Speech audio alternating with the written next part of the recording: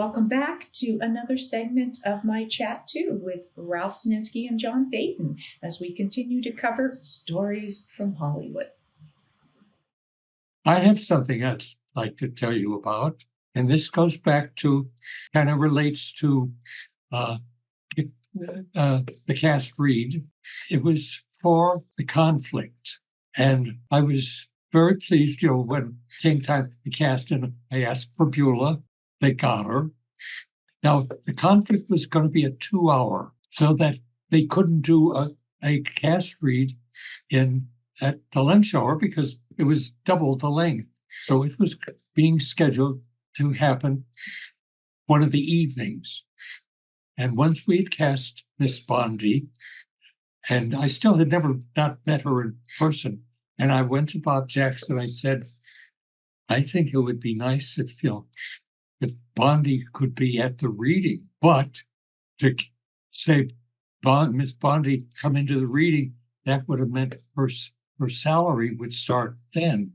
Mm. So they suggested I call her and invite her at her discretion if she would like to come. Mm. And so I called her and introduced myself and told her about the reading and that we would be very honored and pleased to have her come, and she accepted. And so I was excited. And so the night that the reading was scheduled, I think it was called for 6:30. I was excited about getting to meet Miss Bondi in person. And, with the whole thing of getting this show off the ground, we came up to Jackson's office, and there's on the coffee table was a big tray of the sandwiches from the Toluca Lake Deli, but kind of a grim look.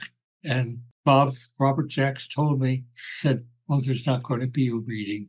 There were too many conflicts of the 5 people, and so the reading was not going to happen." But it was being called off too late to notify Bondi. So even as we spoke, she was in a car on her way to the studio. And so we had that to look forward to. And so she arrived, and I remember my first meeting, I went up to her. I think I shook her hand and said, Miss Bondi, I'm Ralph Sinensky. And she said, Beulah. And then Will arrived, Ralph arrived, Ellen arrived. Michael, we were told, was not going to be arriving, and Richard was still on the soundstage shooting until 7. So we sat down and were chatting. Will announced that the reason that he was going to be available was because he was going to be opening that night at the Huntington Hartford, Henry Fonda in his one-man show about Darryl. Darryl. And Beulah said, yes, I know. I had tickets. Oh, my goodness. But I thought this was more important. Ooh. You could have heard a pin drop on the carpet. Yeah. I have been asked, was there any tension that you sensed because of between Will and Beulah? Will and Beulah, or Ellen and Beulah, because of the whole blacklisting thing, or because I had heard they were on opposite sides of some of that Beulah had spoken out and named names or something, or I knew nothing of that, and to this day don't know whether she spoke out. I don't know, but there was nothing on the set at the time because I knew nothing of it. I have another interesting thing I'd like to add to something we were talking about, and that's about Ellen and the aphasia. 1962, about 15 years before we did Grandma Comes Home, on the 3rd Dr. Kildare I did. It was about a young man in his 30s who had been in a bad automobile accident and ended up with aphasia. It was a script by Peggy and Lou Shaw called Hastings Farewell. Harry Gardino played it. And it was the story of this man being brought to Blair Hospital and children being involved in his case, trying to reach him. This was with Ellen. It was she'd gone through the therapy and it was bringing her home. This was the beginning. The studio made arrangements for the Shaws and me to go down to the Naval Hospital Aphasia Clinic in Long Beach. We spent a day there and we learned about aphasia. And in terms of Ellen, because she was right-handed, the left part of her brain was the speech center. And with the stroke, that is absolutely erased, which means that now the other half of the brain has to be trained. And it's more than learning to form the lips. With aphasia, you could look at a table and you could call it a chair. Mhm. You had to learn what different things were before you started to try to say what they were. And I have been told that Ellen was that she worked for a year, was so devoted to trying to learn, and because it is difficult. It is difficult. That was an arduous thing that she did just to get to the place where she could come back to the set, knowing what she had gone through. Yes, that affected me. It affected the way I worked with Ellen. Mm. I remember how kind you were to Ellen during that period, Oh, and how excited Ellen was to be back. oh, absolutely. And how she wanted to. I mean, I just remember that I went through the scene carefully, talking about what you do, what you're going to say. And then she would go, do it again. And so I would go through it again Mm. and keep my head. I can't hand in the camera. Do it again. Until she was ready. But I mean, I cannot tell you how impressed and I am with what that lady accomplished. I mean, that was major, major, major. That was such a beautiful time. Oh yes, So- and for the time she comes here, it is so powerful. And with the two great scenes, the green bean scene and the porch scene.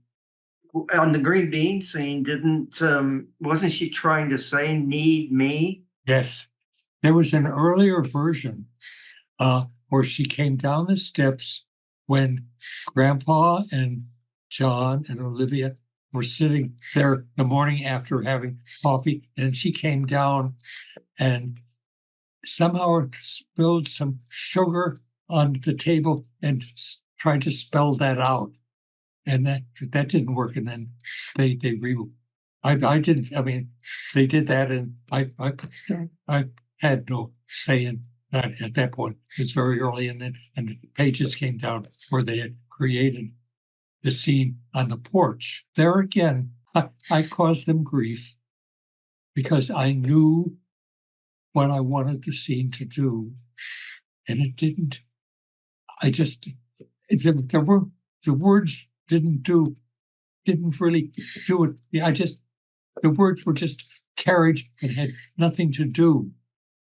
And they've written a scene, and I don't even know what it was, where she ended up saying needs me. And I said, it doesn't work. I think they've daily for the next 4 days, they've sent over a different scene. And I said, it doesn't work. And finally they sent the one, and the words have nothing to do with what we're doing. But I knew that's what I wanted that scene to be. And we got it, and the next day in dailies, I've always loved this. I mean, after that scene, Earl's in the dark, and Earl's voice said, "Saninsky, you son of a bitch." I Yeah. hope that can go out to YouTube. Sure it can. Yeah, in a Remember way, that? I mean, that was just you were so right. Yeah. No, incredibly powerful scene. Everybody that's got a DVD, watch that episode. Grandma comes home now.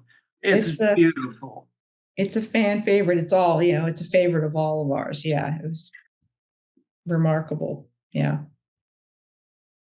Did you ever get involved in when we were setting up a shot? Did you ever get involved in the lighting at all? no. I mean, I didn't know lighting. The cameraman knew lighting.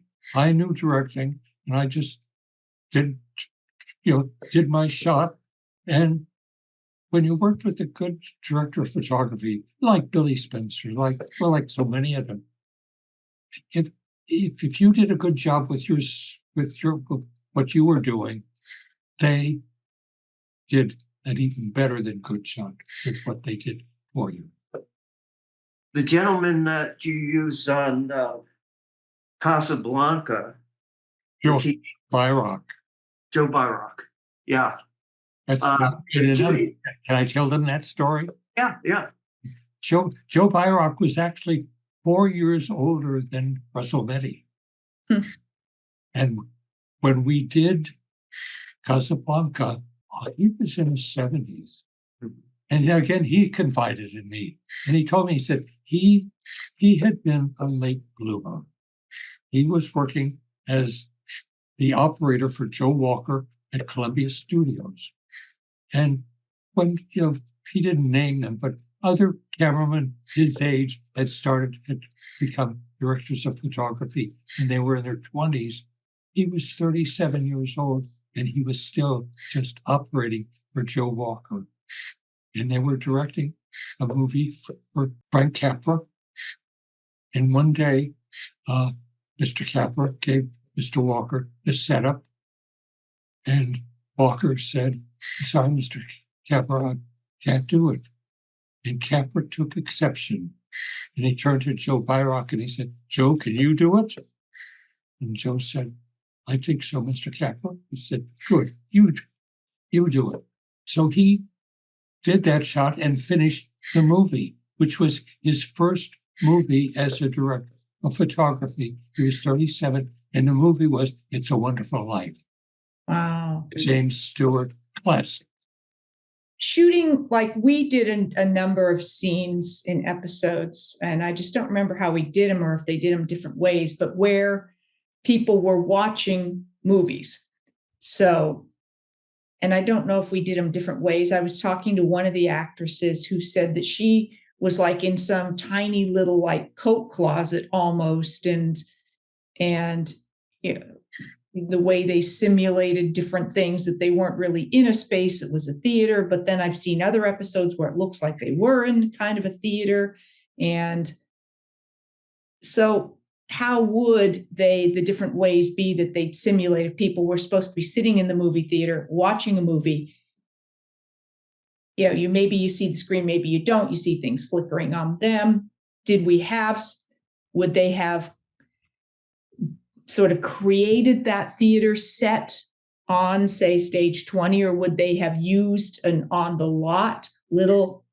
Well, like in the Firestorm, the opening shot is in the movie theater. Hmm. And we had seats, a screen, and it was treated like a set. And on a studio lot, most of the studios would have a set like that. It's like a standing set, Uh-huh. just to be used. So you wouldn't have to create it. It was just there. Okay. And then you just light so it appears like things are flickering on the screen. And Well, sometimes I think in this one we had a projector and we're showing the opening shots of Captain's Courageous. And I know that I was doing this, as I remember, we were doing that at the day. They could have just shot the screen and then put that in later. But remember that as if we had the film there for it. But many times you just shoot the screen and then they'll lay it in later. You'll shoot a television set and then they'll put it in later. Okay, yeah. It Yeah, sounded like that's, there were. yeah, my recollection was that there were times that on stage 26, we used a very small area, curtain it off, and I think that's what your friend was thinking of, Judy. And then Yeah, for the reverses, there was a light that had like a fan going in front of it. yeah. Yeah. Create the Uh, flickering on the faces of yeah. the people watching the Yeah. film. Oh, yeah. Yeah. That's the cameraman. I mean, lighting for the effect that he wants. Yeah.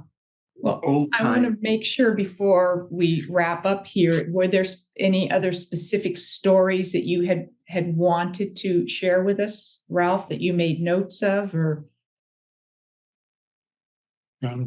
Okay. So is there something we haven't covered that you would? No, covered just in answering questions. Thanks for joining me for this segment with Ralph Zininsky and John Dayton.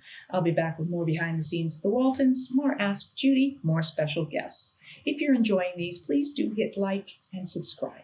Thanks for watching.